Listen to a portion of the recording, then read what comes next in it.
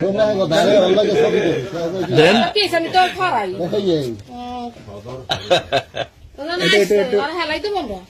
এটা দেন আবার দেন।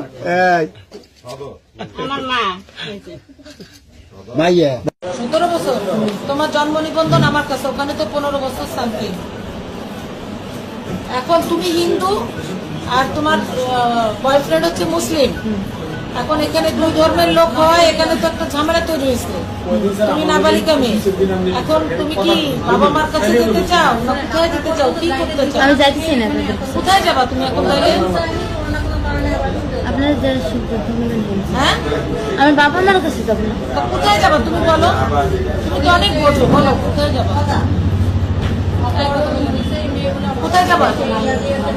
আমার দিক তাকাও। আমি জানতেছি না। জানতেছি মানে? জানতেছি মানে কি? আচ্ছা, লাগবে না। এই জানতেছি মানে কি? কোথায় যেতে চাও স্পষ্ট করো, স্পষ্ট করে বলো কোথায় যেতে চাও? ওই ছেলের বাড়ি। রিয়া কি? জয়দা। জি, রিয়া জয়ধর। আপনার পিতার নাম কি? আমার পিতা নাই। আরে বাবা, পিতা তো আছেই, আপনি একটু বলুন। রতন জয়দা। রতন জয়ধর, একটু জোরে বলুন। কি নাম পিতার নাম? রতন জয়দা। রতন জয়ধর। ও জি, গ্রাম কোথায় আপনার? জোয়ারপাড়। জোগাড়পাড় উপজেলা। আগল জয়দা। আপনি কোথায় আসছেন? এখানে আসছেন, চিনেন এই জায়গাটার নাম কি? বান্দাবাড়ি। বান্দাবাড়ি। কোন উপজেলা? কোন উপজেলা আসছেন? এই উপজেলার নাম কি জানেন?